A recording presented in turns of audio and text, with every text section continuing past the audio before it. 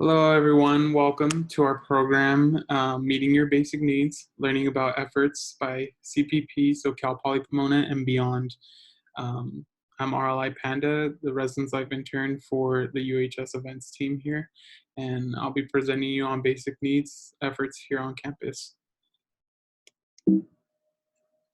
So today's discussion, we're going to be looking at Maslow's hierarchy of needs, Cal State system, like California State University Basic Needs Initiative, so CSU Basic Needs Initiative, Basic Needs Efforts system-wide, and then Cal Poly Pomona Basic Needs Efforts here, so focusing here on campus, what we're doing here on campus. So there's different theories on, needs that are important for humans to, thrive and succeed.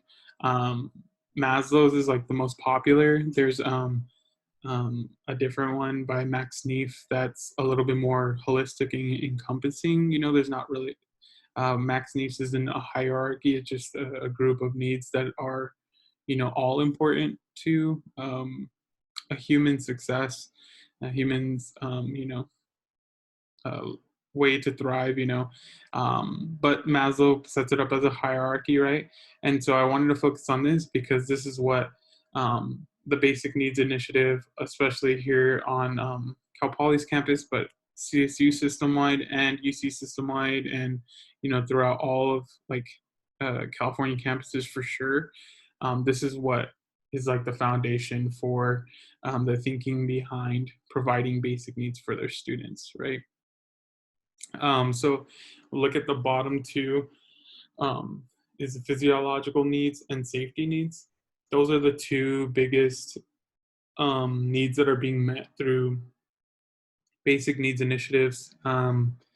That's like, it's mostly physiological, but I think it ties into safety, which is why I don't really like this hierarchy. But again, like if you do have these two things, it builds a foundation for these other things. And so that's like the reasoning behind the initiative and the different efforts on different campuses. Again, so physiological needs are, housing, food, different things like that, water, it says here in the little box, these essential needs include food, water, and shelter. So that's like the super basic needs being met at first. And then there's safety needs, right? Feeling safe and secure, right?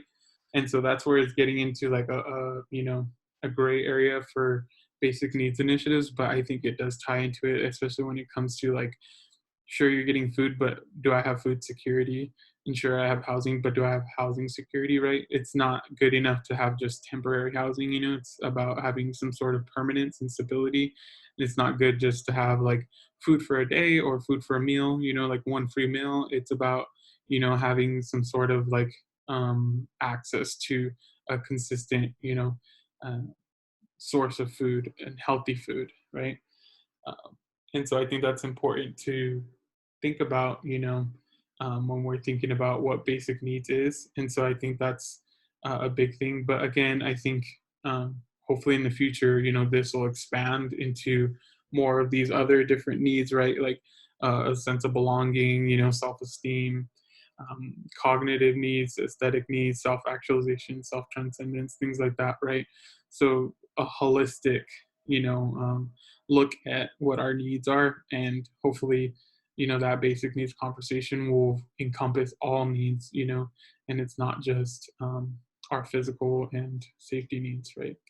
Are there any questions? If there's any questions about the presentation, just feel free to chime in.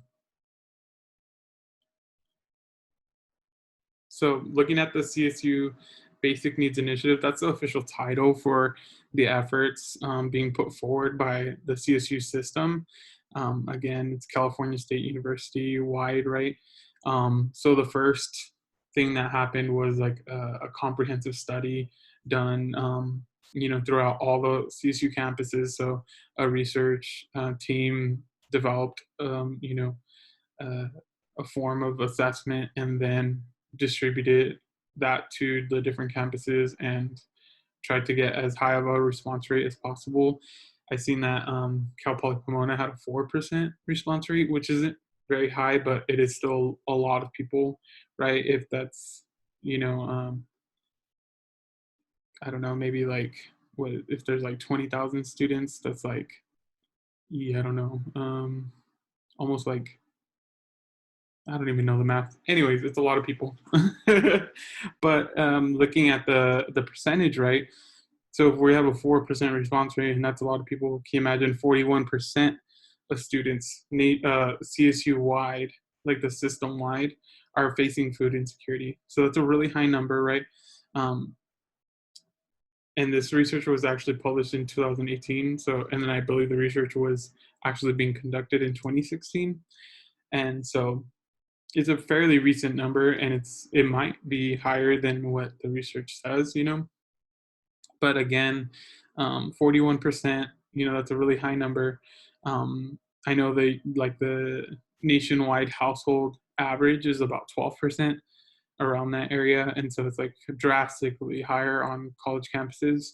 Um, and I think it's reflective of the student population, because I think it's what's interesting is like students are a very distinct population. They face distinct challenges, especially when they're facing, a combination of insecurities, like also looking at housing insecurity, right? So there's 10% of students, almost 11% of students facing homelessness on CSU campuses. So, um, you know, each campus reflects these numbers differently, but this is the average, and I think it might be true for a lot of the campuses, especially campus like Cal Poly. That's um, a commuter school. There's a lot of different commuters, and so they're facing different issues, as well. And then also thinking about the populations around the campuses, like you think of like CSU Bakersfield and Cal Poly Pomona. There's different issues that the local populations are facing, and a lot of times that could reflect on the campuses. And depending on your demographics and things like that, you see different results. But these are really high numbers, and so there's a need to take action, and that's what CSU system has done. They've implemented different programs and things like that, and so just to look at more numbers from the report. Um, this is homelessness, how it relates to academics. Um, if you look at GPA, it's about 0.2, 0.3 in your GPA. So if you have a 3.0, if you're homeless, you would have like a 3.0, and someone who has, security, stability in their home, in terms of like a place to live, they'll see like almost a whole, zero point 0.2 higher, GPA higher, or zero point 0.3, which is huge. A lot of times that's, the difference between getting into grad school or into other things, or applying for scholarships and things like that. So it's a huge difference. And, if you're already on the cusp of like, academic probation, that's a huge difference in that as well, and then even looking at food insecurity, these are the different levels of food insecurity. So someone who has high food security, so someone who's not in need, will have a higher GPA than someone who's, marginally food insecure and then has low food security, and then very low food insecurity, right? And so you'll see here, say someone with a 3.0, who has very low food security, is doing a lot worse than someone who has, high food security, almost a half a point for their GPA, which is a huge difference. And again, looking at academic concerns, right? Um, someone with high food security has very low academic concerns in general. These are in general, and the correlation, is someone with very low food security has a lot more academic concerns. And so even with housing, it's not as drastic, but you see the difference here as well. But a lot of times, um, students in the CSU system and students in general face both of these, a combination of these things.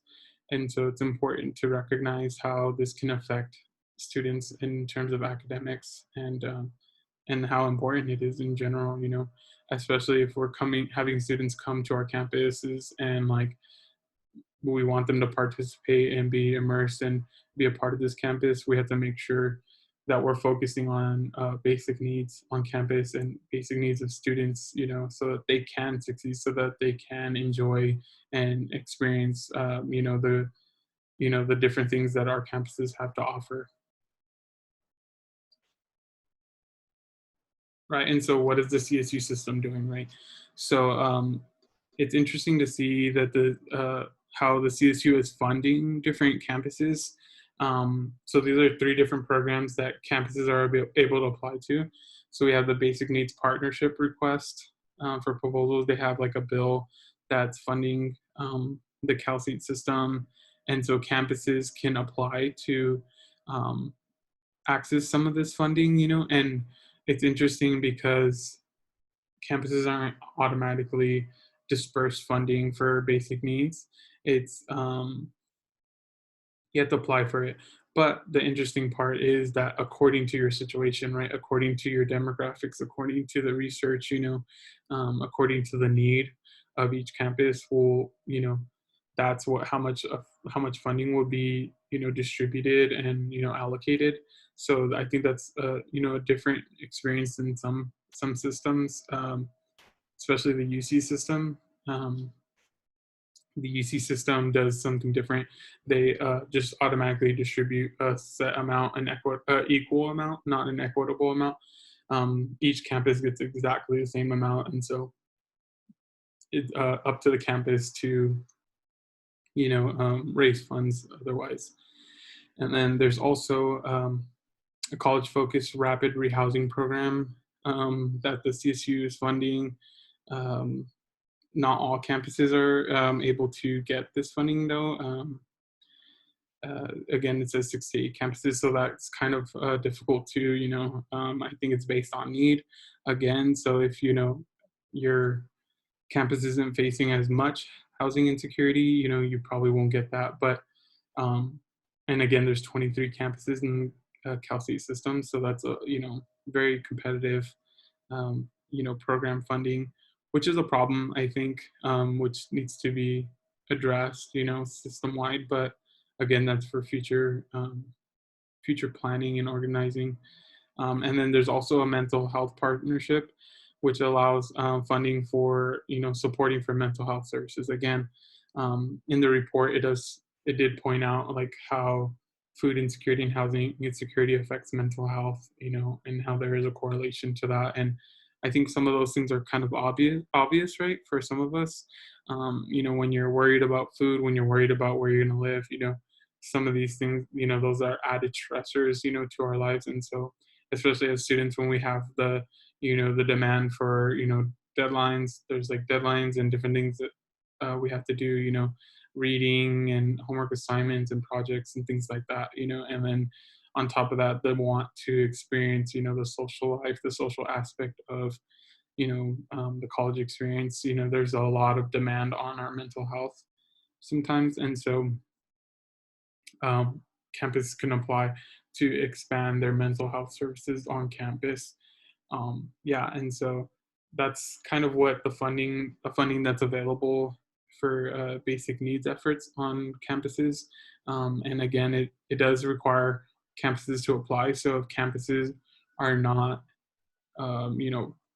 active in this, being proactive and, not really proactive, if they're not reacting properly, to the information, they're not applying for these things, there are campuses at a loss, there are students are at a loss there. But I feel like I'm sure all campuses have already accessed this funding, whereas because all campuses, a lot of the campuses, I think all of them have some sort of basic needs efforts already on their campuses. So, quick question. When you're talking about funding, I'm assuming it's coming from the state, right?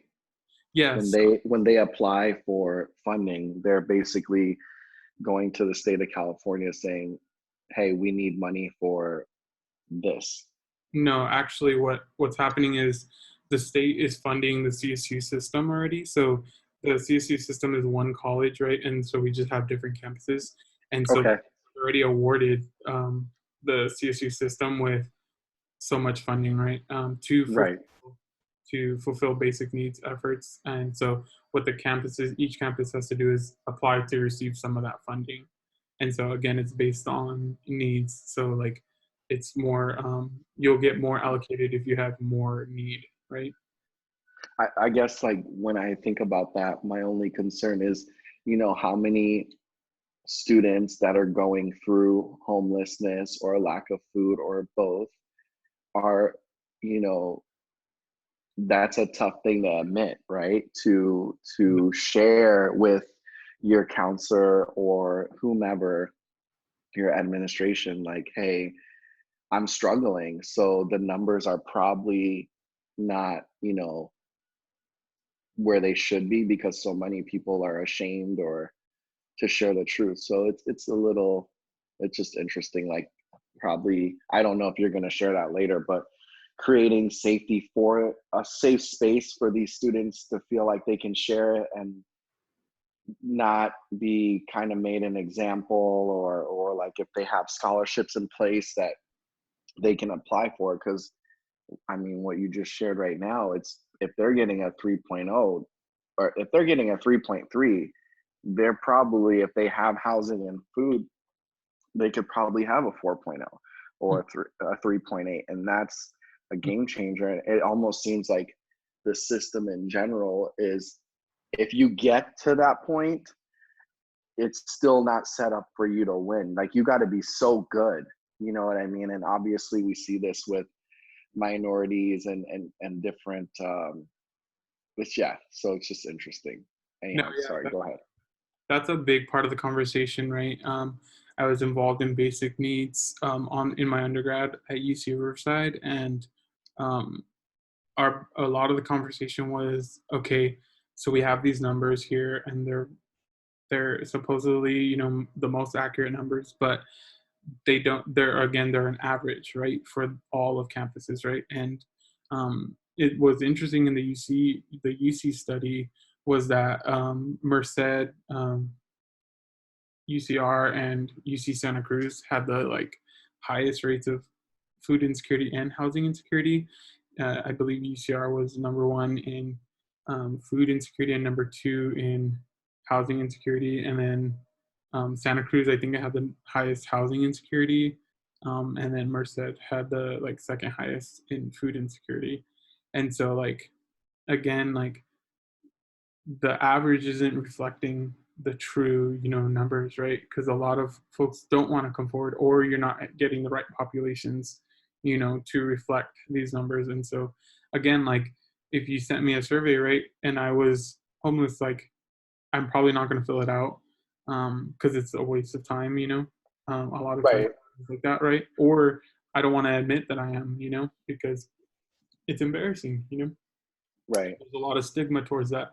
So that's part of like the conversation is like, how do we get a more true estimate of you know um, these numbers and the people affected. And so, and which I do appreciate is that the way that this model is set up is that it is based on need. It's more reflective of like, so say your campus is more in need than Cal State Long Beach or like Cal State LA or whatever school.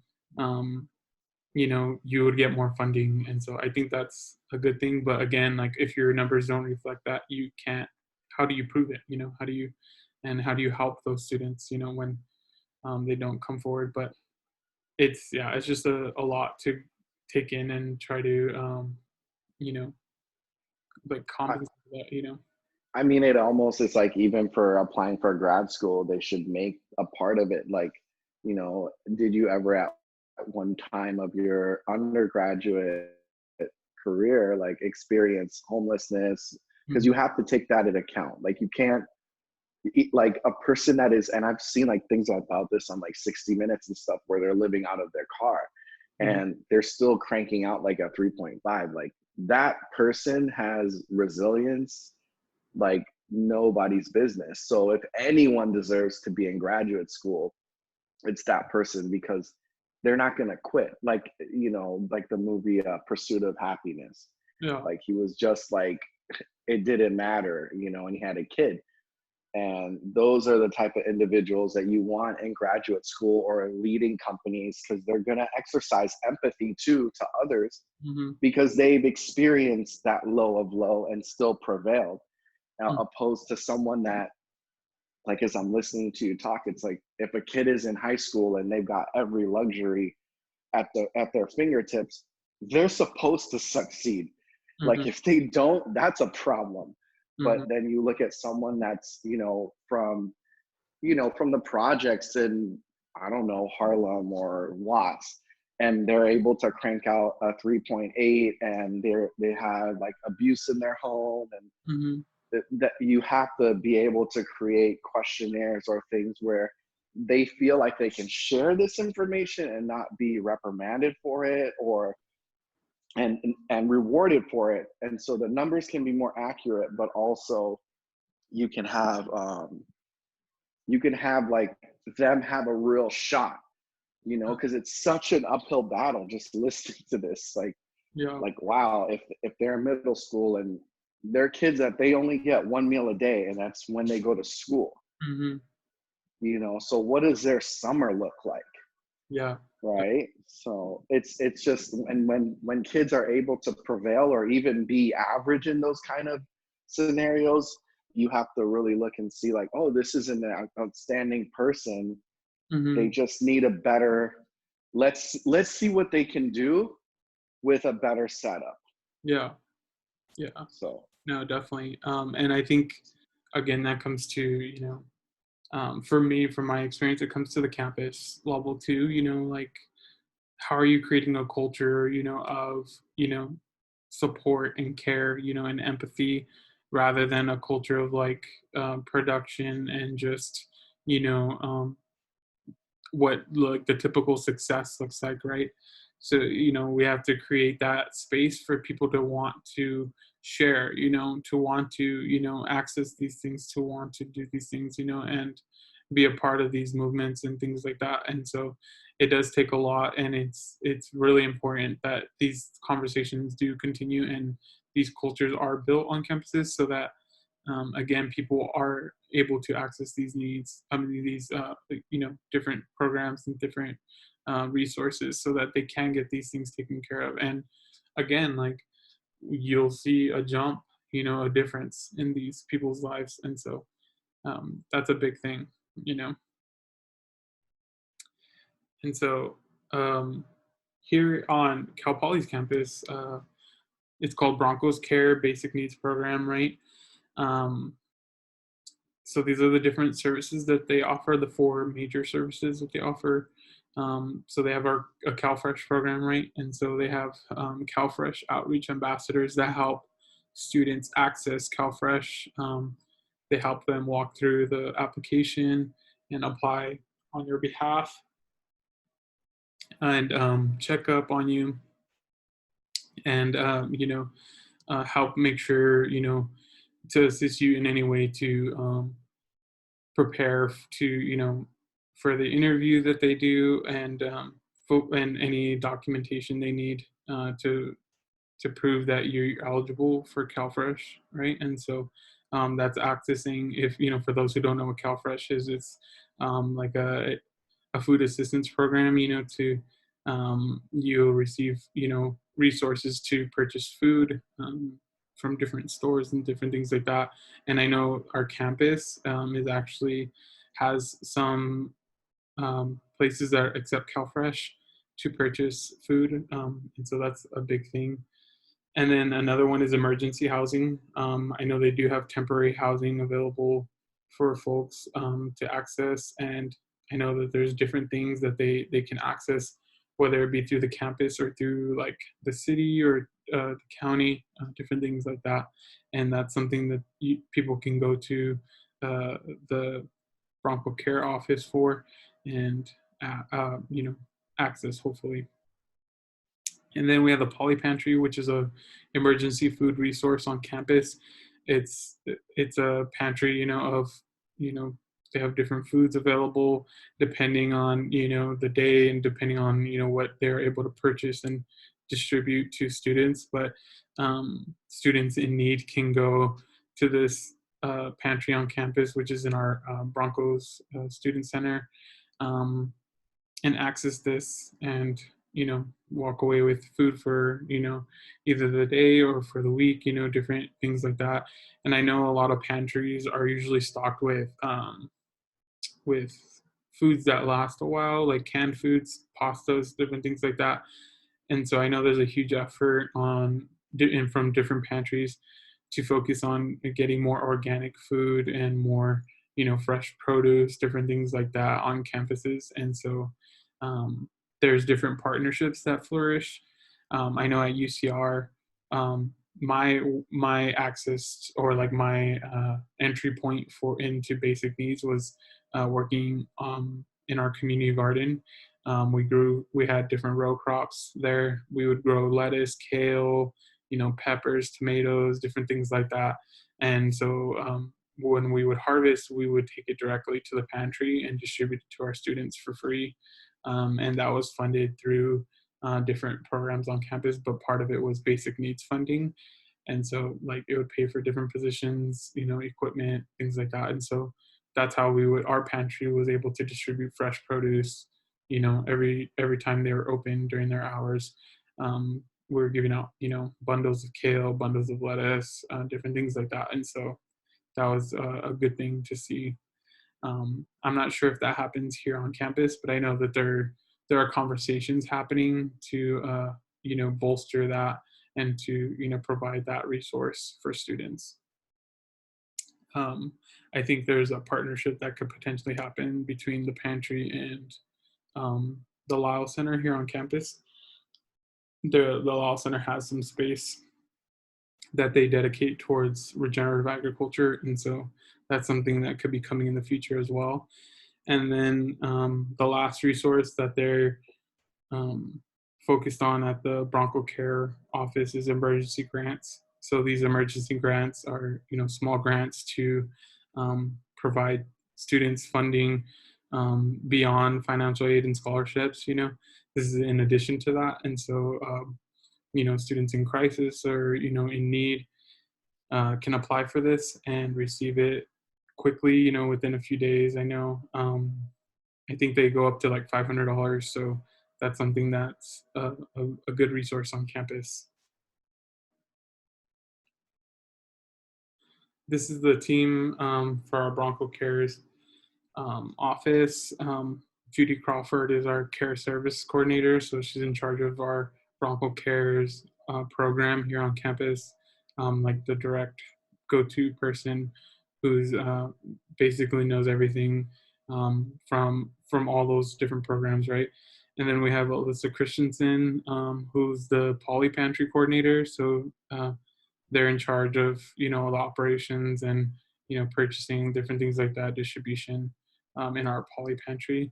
And then we have a group of CalFresh outreach ambassadors. These are student assistants that help with CalFresh outreach on campus, and making sure that students access these different needs. And so especially like they have like different, right now currently they're doing Zoom appointments to walk through applications and things like that. And so they're a very helpful resource, and they support the team there with CalFresh. And so these are some of the resources, the Basic Needs website, and then this is their website to make a CalFresh appointment, their Poly Pantry website, and they also have an intake form that students can fill out, and it just asks for any information that can help them, work with the student, to provide all the resources that they need to access those resources, right? And so I know that they have different case managers that work and, help the students, access the right needs, because again, you don't want to constantly send someone to the poly pantry, because again, it's an emergency food resource. You want to eventually get them to a point where they have food security, and so to do that is maybe it's CalFresh, maybe it's something else that they can access. And so, but yeah, I know for myself, again, my work with basic needs was at UC Riverside, and so I know for um, a lot of the issue was, again, getting people to be comfortable accessing these things, right? There's a stigma towards, CalFresh was formerly known as like EBT or like SNAP benefits. And so I know growing up, I grew up in a low income neighborhood here in Pomona, and like I grew up on EBT, I grew up on SNAP. And I remember going to the store and, people looking at you like, oh, you have food stamps or you have EBT, and I know that's like a stigma, still even today, in different neighborhoods and in school, especially, when you're a student, when you're young, you want to fit in, you want to be part of, you know, you want to be part of the community there. And so a lot of times it's embarrassing to admit that, hey, I'm poor. Hey, I don't have access to these things. I don't have access to food. I don't have access to whatever it is, and so that's a big thing even today on campuses, right? We're adults, but we still want to be part of the community here on campus, and sometimes it's embarrassing, to show, hey, I'm in need, hey, I don't have, hey, you know um, I'm homeless, or I'm different things like that, right? I know for myself, in community college, I was considered homeless. I was couch surfing, and yeah, like I went to my counselor and I was like, I'm struggling. I don't know, um, how to succeed. Like, I'm not doing good in class right now. Like, this counselor would always check up on me, so that it was a safe space for me to go to. But it was the first time I admitted that, like, hey, I really need help. And they showed me the Maslow hierarchy of needs, and like how it's important to build a foundation of fulfilling these basic needs, and that it does affect your GPA, it does affect how you function, how productive you can be, right? And so it's important that we continue to have these conversations. It's important that our students continue to feel comfortable accessing these resources, right? And that we continue to expand what basic needs includes, right? And so, yeah, I think it's important to note, that these things are very important to our campus and vital, and just as vital as our academics, just as vital as, different things on campus, clubs and different things like that, Um, and so that's something that, we can look towards being involved with and continuing to expand on our campus. But yeah, if there's any other questions or anything that we want to talk about as well, feel free. I believe that's it. Yeah. Get my black nails. I'm just kidding. Panda, I just wanted to thank you so much for sharing your personal experience. I think it's important that we talk about it and we reduce the shame associated with it, so that we can really succeed and gain access to these vital resources. And as somebody that works for the institution, this is definitely a priority for us to think about in all the things that we do, and having folks be able to have this experience, an enriched experience where we care about them. I mean, the numbers that you showed are extremely high. This means it's very prevalent. And Yeah. I don't know that we have enough conversations about it, or if there's as much conscientious thought put into, okay, let's make sure that we have this. I know for us here at UHS events, when we're not virtual, we definitely do focus on making sure that we provide meals for folks, and that any leftover food goes back to our community members, and that all are welcome to join us, and to eat with us and have that meal with us. Our mission is you can sit with us. And so I hope that we can continue to provide that, and even to a greater extent, more than that. I know we did a drive this year for food in our community. And so also a shout out to those who donated to the CAN drive, the dry food drive. That stuff went to the Poly Pantry. And so I know that went back to students. And I think it's impressive how much our students like give back to other students. Yeah. And so like, that's a beautiful thing. The Poly Pantry came out of students advocating for that. And so again, how amazing and incredible our empowered students are to organize and to put pressure on things that truly matter. And so if anyone listening to this is experiencing this, I'm in awe of you. I think you're courageous and amazing, and I'm excited to see what you can do. And I hope that you gain access to these amazing resources to be successful. Your resiliency is impressive. So thank you so much, Panda. That's to you as well, and for sharing these resources with us today. Definitely. Yeah, and I think it's interesting because I am interested to see more accurate numbers for our campus. I know at UCR, again, the UC study showed statistics for the UC system average, but also specifically for campuses, depending on their responses from their campus rate. And again, UCR had the highest rate. It was 62% food insecurity, which is massive. So if there was 20,000 students at UCR, that's almost like 14,000 students facing food insecurity, whether that's low food insecurity or very low, right? And then I think it was close to about like 12% housing insecurity. So that's still really high as well, you know. And it's ridiculous to see, you know, and how some campuses aren't responding to these things. You know, some schools don't respond, and it's interesting to see also the community colleges. They're facing the same issues, you know, and if not more so, because again, they have such a transient, you know, population that, you know, and a lot of times have way less resources and have no resources, you know.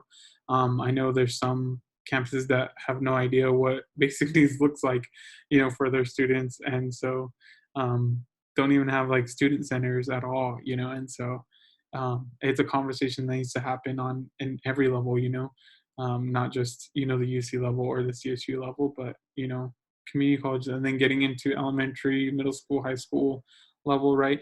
Because if we can, you know, prevent, you know, food insecurity, if we can prevent housing insecurity, that's going to change everything, you know, as well. You know, it's not just about being reactive, you know, to these numbers and, you know, reacting to people coming forward, hey, I'm food insecure, you know, but about being proactive and, you know, providing resources so that they don't experience food insecurity, so that students don't experience housing insecurity, you know, different things like that. And so yes, Panda, yeah. I'm like snapping over here and clapping.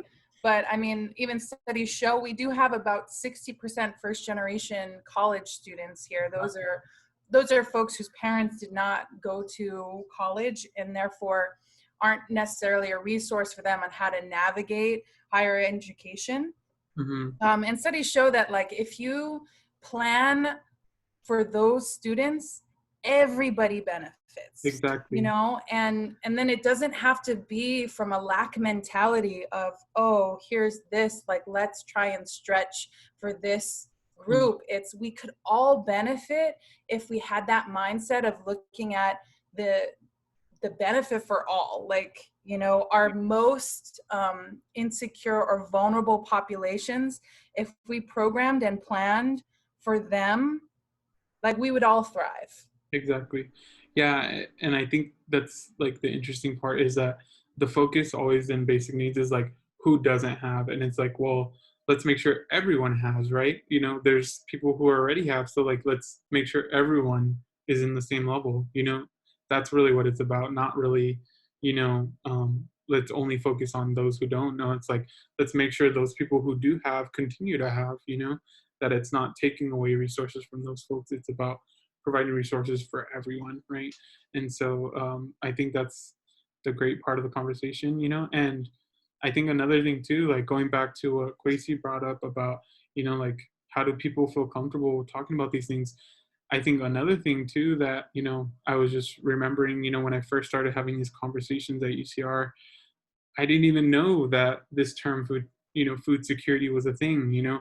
I didn't know that, my experience in community college was, you know, going to Starbucks, every day after school, throughout my day at school too, just drinking a cup of coffee, don't eat lunch, just focus on school, and like, because I had a couple bucks in my pocket, I can afford something that, will curb my appetite for the day, and I would go all day from like 7 o'clock in the morning to like 8 o'clock at night, to until I can eat dinner at home, so, being on campus all day, not accessing, food, there's, especially in community colleges, they have like their cafe or something, but that food's completely overpriced, and inaccessible, and so like if I come to campus with $3 that day, I can afford a cup of coffee, a venti black coffee, drink that, and I'm good for the day, and just focus on class, go to class, and then take off, right? And I didn't know that was food insecurity. I thought, oh, okay, like I'm just grinding, I'm just here doing the college student thing, you know, that's the narrative, right? And we need to move away from that narrative that college students need to sacrifice to succeed, right? It's never, it shouldn't be about that. It should be about, college students succeeding because they have all the resources that they need, something as simple as a meal for a day, something like that. And so I think it's important to recognize that, like, people don't even know that they're in food insecure, that people don't even know that they're housing insecure, they're just, again, thinking that they're, sacrificing to do better, sacrificing now so they can succeed and have later. But it shouldn't be about that. It should be about, having now and having later, not just, again, sacrificing and grinding and like, oh, I'm eating, ramen again, and it's like, it's not, that's not healthy, that's not good for us as students. And so, learning what basic needs are and learning, that narrative is harmful, for college students. And so I think it's important to, for us to have those conversations as well. And I think, to add to that, I think it's important for us to not make assumptions. So I do co-instruct a course, and not to assume, like, if somebody's sleepy during class or they're late to class, like that they are apathetic of the course itself. There's other things going on. And so just approaching everybody with care and seeking to understand their situation goes a really long way. Just being approachable and non-judgmental will allow other folks to share with you like what they're going through. And even if this doesn't apply to you, if you're not food insecure, housing insecure, having the knowledge of these resources is helpful when you interact with members of the community, so that when they share with you, you can give them something to empower them moving forward. I know it's difficult when folks share stuff with us and we feel helpless, and knowing this, it's like, we don't have to be helpless in this. This is so many different ways that we can help the community by sharing about these resources, contributing to these resources, informing like others of these resources, because I'm sure there's still folks that don't know about this, don't know how to access it. This has been an initiative for the past few years, at least the last 3 years that I've been here. We've been talking about it and growing this. And so it can continue to grow exponentially more. And something new that my community service learners educated me on, because they did hours at Amy's Farm, which is in Ontario. But if you donate, like if you work there, they actually are giving us different produce, fresh produce that our students are helping to cultivate. But because they're working there for free, like they're actually benefiting our direct community by doing that. So I think that's beautiful, and we could do more of that. Definitely. Yeah. Can I just real quick, well, a couple of things. Like, first of all, Panda, I just want to acknowledge you for being an extraordinary human being. Thank you. Because the courage, you're welcome. Like the courage it took for you to do what you did in community college is why you are where you are right now.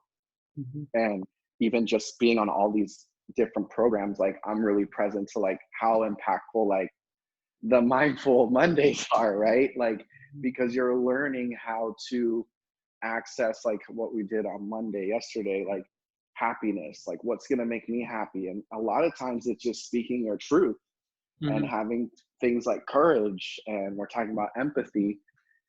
And so like all these programs, all these conversations, I'm a big fan of like sharing is caring. And even though we're talking about this, what about like, to me, the people that need to know about this are the students that do have more than enough, because they probably don't know these things exist. And we never know who their parents are, right? And they could be really like caught up in it and like, oh my goodness, there's this program. Mom, dad, write a check, because checks are written for colleges every year. Obviously, different colleges vary, Mhm. but a lot of times that money is going to the medical center, and a lot of these things are overlooked because no one that has influence or has money even know they exist. And Mhm. just like you said, I love what you said about how like your mindset was like, oh, I'm just grinding, this is the status quo, you Mhm. know. And there's that running joke of like college students are always eating ramen and blah Yeah. blah blah. But on the other hand, I would say like I'm in LA and I'm around kids that live in Beverly Hills and Bel Air. Yeah. What they think is the norm, like I teach tennis for a living, and I had this little girl that one time was like, she went to Disney, and I had just came back from a trip, and I told her like, oh, my trip was fun, I met this cool person on my plane. And she was like, she's 7. She's like, why was there someone on your plane? Wow. And I'm like, there are tons of people on my plane. And she's like, when I travel, it's just me, my mom, and my grandpa and grandma. So like, she didn't know about commercial flights. She Mhm. thought everyone flies the way that she flies. So just like how you were in that mindset of, you know, this is it. A Mhm. lot of people are coming from, I mean, how can you come from a different position, right? That we're not taught that in school. We're not taught to step out of ourselves and think like, could there be a different setup and scenario for other people? Yeah. So a lot of times people of privilege are like almost in shock Mm. at like some of the situations that are going on with other humans, Yeah. because they're just living in their world, their bubble. And likewise, like how you shared, you're living in your bubble, and the only way that the bubbles can be burst is by coming together and having these kind of conversations. Like for me now, I'm like, oh, who do I know? Like, how can you get food for a, to a college? Like, Yeah. can you approach Whole Foods? They're giving food away to food banks that is about to go expired, or Trader Joe's. How about creating a relationship with the local Trader Joe's and the local Whole Foods to now put food into these programs? And it's because I'm looking at it from, you don't want to just give them food. You want to, like, I love hearing about growing kale and all that. You want to give them food that activates their brain. They're in school for, Mhm.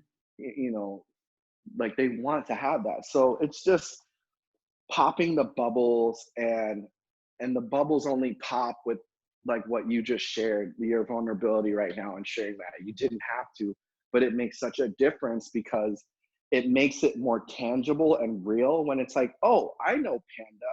Oh wow, he went through that. Oh, and obviously like what Maria was saying, having now a counselor like you had that wasn't like, hey, I'm too busy, but Mhm. instead engaging with you and having empathy and then directing you, like that needs to be on campus, every campus more. Mhm. So it, like if someone's coming to you saying I'm hungry, I would love for that other person, the facilitator, to say, I'm so happy and thankful you shared that. That is the response they need to hear, because it empowers you to share more, Mhm. opposed to like, okay, fine, we'll take care of you. Now you feel like a complete burden and you're probably not going to share in the future. So Definitely. it's like educating the educators and the facilitators, because a lot of times these things are set up, but their attitude's kind of not the best, and people are rubbed the wrong way, and they're like, you know what, I don't want to deal with that. Like, I'll just grind it out, like you said, I'll just push through. Mhm. And there's plenty of resources for everyone. Exactly. I know that because I see the other side, and the other side has no idea this exists. Yeah. They most of them do not have any idea, and they're donating money to their alumni associations, or like, oh, like, we're just gonna give $5 million to UCLA Medical, but they have no idea that they're students at UCLA, because they're assuming, oh, everyone at UCLA is eating. Mhm. Everyone has housing. No, that's not true. Or they can redirect their money to a school like UCR. The Yeah. scary thing is the number you mentioned could be inaccurate. Exactly. And it's already super high. Yeah. That could be 3/4 of that school is just suffering. Mhm. So yeah, I just want to acknowledge you for sharing that, because that opened up a lot for me. And I'm like pacing while I'm on this call, like thinking, who do I know? What can I do? Yeah. And that only happens in sharing. Like, when we keep our mouths shut, nothing changes, Yeah. So thank you for sharing that, and like your courage, and just look at what it's opened up for your life, and look at where you are, and be proud of that. And I hope that, I know you will, but continue to share Yeah. who you are, what you're going through, your highs, your lows, because it does create this bigger conversation, you Mm. know. Yeah. So thank you. Thank you. Thank you for sharing as well. Yeah, like for myself, just getting involved with basic needs on my campus, I met so many people, and I was able to, share with so many people my story, and hear other people's stories of, how they've overcome or how they're enduring, different things like that. And so, it's been a great experience to see, the basic needs efforts throughout different campuses, and throughout different spaces. And so, yeah, it's exciting. If anyone else has anything else to share, if not, we're going to stop the recording. Awesome. Again, thank you for joining us. We hope you enjoyed the conversation. And again, follow us on Instagram and YouTube, and subscribe. We'll see y'all next week. And check out Workout Wednesday tomorrow. Maria will be leading a yoga workout, or I don't know how that's going to look, but yeah, join her tomorrow. Thank you. Have a good one.